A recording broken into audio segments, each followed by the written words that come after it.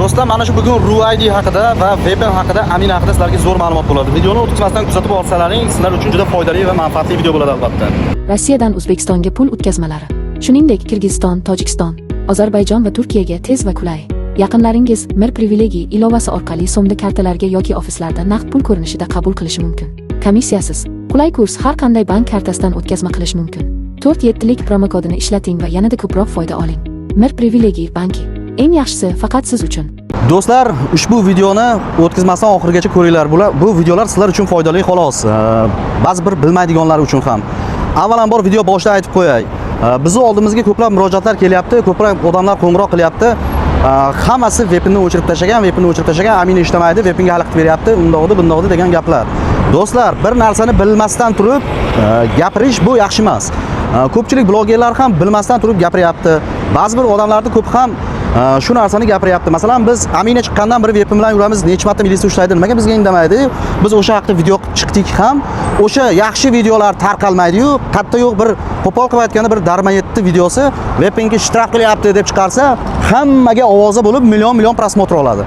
Aniq fakt narsa video prosmotr olmaydi, bir qayda yo'q dalbayovda chiqib degan videosi bomba prosmotr bo'lib ketadi. Avvalambor eshitib olinglar, Amina ilovasiga hech qanaqa VPN xalaqit bermaydi. VPN Aminaga kiradiganda bir marta ish joyizga borganda bir 2 marta, ertalab bir marta, obedlarda bir marta VPNni prosta o'chirib turib, Aminaga kirib bir marta obnovleniya qilib, yana VPNni yoqib ko'rsa, liboy narsani ko'rib ishlasa bo'laveradi.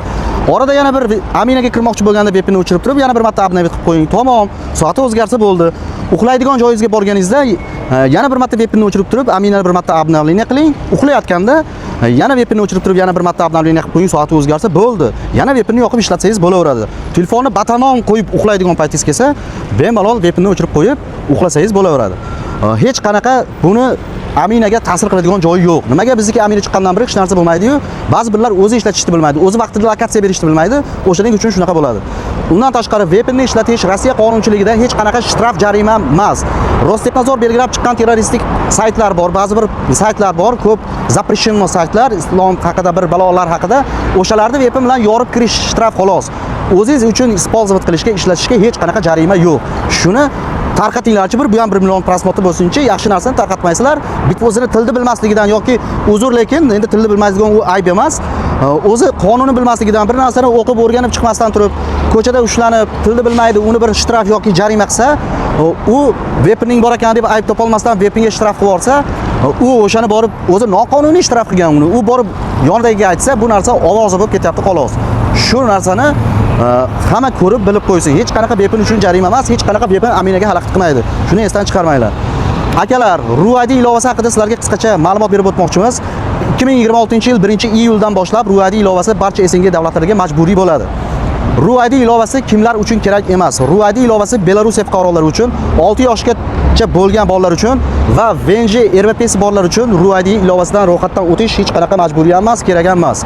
RUID ilovasi kimlar uchun kerak? RUID ilovasi Ozarbayjon, Qozog'iston, Qirg'iziston, Armeniya, Gruziya, Turkmaniston fuqarosi, O'zbekiston, Tojikiston va boshqa SNG davlatlariga RUID ilovasidan ro'yxatdan o'tish majburiy etib tayinlandi. Rossiya qonunchiligiga, bojxona chegara qonunchiligiga o'zgartirish kiritildi. Endilikda bu majburiy bo'ladi. 2026-yil 1-iyuldan boshlab. RUID ilovasidan siz Rossiyaga uchadigan kuningizdan 90 kun oldin yoki Rossiyaga uchadigan kuningizdan 72 soat oldin ro'yxatdan o'tishingiz kerak bo'ladi. Ro'yxatdan o'tayotganda RUID ilovasidan dalillarningizni to'ldirasiz, xuddi gostugaga o'xshagan narsa. To'ldirib bo'lganingizdan keyin sizga QR kod beradi. Siz Rossiyaga uchib kelayotib, ushbu QR kodni pasportingiz bilan bojxona xodimlariga taqdim qilasiz. Bojxona xodimlari ushbu QR kodni ko'rib, keyin sizga pechat qilib o'tkazib yuborishadi.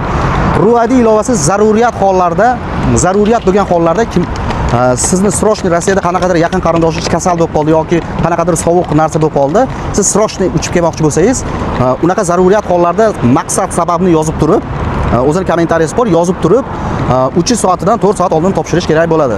Agar siz uje bemalol bo'lsangiz, uchish kundan 72 soat oldin yoki 90 kun oldin RUID ilovasidan o'tishingiz kerak bo'ladi. Oldin bu 4-5 oy oldin eksperiment tarzida, ya'ni sinov tariqasida ishlayotgan edi. Endilikda bu hamma uchun majburiy bo'ldi. RUID ilovasi do'stlar, nabarot foyda, hech qanaqa vahimaga o'rin yo'q. U kema sizdan oldin o'tganingizda Rossiyaga sizga taqiq bormi yo'qmi? Ushbu haqda to'liq tarzda bo'lmaganda ham 60-70% sizga yo'l ochiqmi yo'qmi o'sha ma'lumotni ko'rsatib beradi xolos. Ushbu videoni like bosib, kerakli do'stlaringizga va kanalimizga obuna bo'lib, Rossiyaga kelmoqchi bo'lgan do'stlaringizga albatta jo'natib qo'yinglar. Batafsil tushunmaganlar bo'lsa, bizning birinchi kommentariyada Telegram kanalimiz silkasi bor, o'tib obuna bo'ling. Telegram kanalimizda Max kanalimiz ham bor. Maxga ham o'tib obuna bo'lib qo'yinglar. O'sha yerda Maximizga yoki WhatsAppimizga savollarni ovozli xabar qoldirsalaring, sizlarga maksimal darajada javob berishga harakat qilamiz. Hozirda biz Sheremetyevo aeroportiga kelganmiz. Sheremetyevo aeroportidan qisqacha yangilik, ma'lumotlar qanaqa bo'lyapti holatlar sizlarga batafsil ko'rsatib o'tamiz. Aeroport ichkarisiga kirib, yana bir marta qaytarib o'taman, hujjati yo'qlarga eng tinch, zo'r uchib ketadigan aeroport 99% Sheremetyevo aeroporti. Lekin O'zbekiston, Tojikiston, Qirg'iziston, SNG davlatlaridan Sheremetyevo aeroportiga uchib kelishni tavsiya qilmaymiz. Foydali reklamalar uchun Mir privilegiya promokod 4.7 promokodi bilan O'zbekiston, Qirg'iziston, Tojikistonga rublda ham, dollarda ham 4.7 promokodini kirgizsangiz sizga arzon kurslar chiqadi. Albatta foydalaninglar, yaxshilikka ishlatinglar. Undan tashqari kimga ishonchli aviabilet kerak bo'lsa, ekrandagi raqamlarga murojaat qilishlaring mumkin. Shaxsan o'zimning aviakassam, shaxsan o'zim har bir biletimga kallam bilan javob beraman. Ancha yildan beri bu faoliyat bilan shug'ullanaman. Bemalol обращаться qilishlaring mumkin. Undan tashqari kimga O'zbekiston, Tojikiston, Qirg'izistondan yangi kelganlarga gosluga восстановление, SIM karta, biometriya, Tinkoff karta, pasport perevod shunaqa narsalar kerak bo'lsa, ekrandagi raqamlarga, adreslarga bemalol murojaat qilishlaring mumkin. Kuzatishda davom etinglar. Videoni o'tkazmasdan kuzatib boringlar va kanalga obuna bo'linglar. Endilikda yana tez-tez videolarni chiqarishda davom etamiz. Aeroport ichkarisiga qarab yo'l olamiz. Sheremetyevo aeroportiga Shlanbaumdan kirib kelishda o'ng qo'l bilan kelsangiz mana bu joydan kelib kirib ketib, eskalatordan chiqasiz, ikkinchi etajda registratsiya bo'ladi, terminal S. Yoki parking taraf Shlanbaumdan chap taraf bilan kelsangiz, mana bu yerdan kirasiz, liftdan yoki eskalatordan chiqasiz, to'g'ri mana shu yuqoridagi mana bu mos orqali mana shu mos orqali o'tib, Pramoy terminal S ikkinchi etaj, O'zbekiston, Tojikiston, Qirg'izistonga registratsiya bo'ladigan joyga kirib borasiz. Hozir biz ichkaridan mana bu yerdan kiramiz, ichkaridagi holatlarni bir qator sizlarga ko'rsatib o'tishga harakat qilamiz. Mana do'stlar, mana bu eshikdan hozir kiramiz ichkariga. Kirib kelishdan xohlasangiz mana bu qo'lda lift bor, xohlasangiz bu tarafda eskalator. Shuni eskalatordan chiqsangiz ham bo'laveradi. Mana bu eskalatordan chiqsangiz Pramoy rengin bor, rengindan sumkalarni qo'yib o'tasiz. Mana eskalatordan chiqishingizda S to'g'riga qarab borasiz. Mana bu yerdan sumkalarni renginga qo'yib o'tib olamiz akalar. Mana akalar, rengindan o'tdingiz, bu yerda umuman hech kim turmaydi akalarimiz. O'tishingizga mana to'g'ri ko'chadan ko'rsatgan liftimiz bor. Oh, Qatar bo'lsa kerak. Mana to'g'ri bosasiz, terminal S ikkinchi etaj. Qirg'iziston, O'zbekiston, Tojikistonga registratsiya bo'ladigan joy. Mana terminal S akalar. Bular Federalniy slujba судебный пристав. Bularda hech qanaqa aeroportga daxli yo'q. Rosa deport zapret bo'lganlarni bular olib kelib uchirib yuborishadi. Spetspriyomdan. Terminal S mana shu to'g'rizda Sentrumayr bilan Qo'rg'ontepa Tojikistonga registratsiya bo'ladi, Sentrumayr O'zbekistonga registratsiya bo'ladi. Mana bu chekkada esa Toshkentga, Samarqand, Buxoroga Aeroflot aviakompaniyasiga registratsiya bo'ladi. Mana bu yer aka mana ko'ringlar, Sentrumayr mana O'zbekistonga registratsiya bo'ladi, Sentrumayr O'zbekistonga uchadigan reyslar, Qo'rg'ontepa Nordwings aviakompaniyasi Tojikistonga mana shu o'rtada bo'ladi, mana shu o'rtada.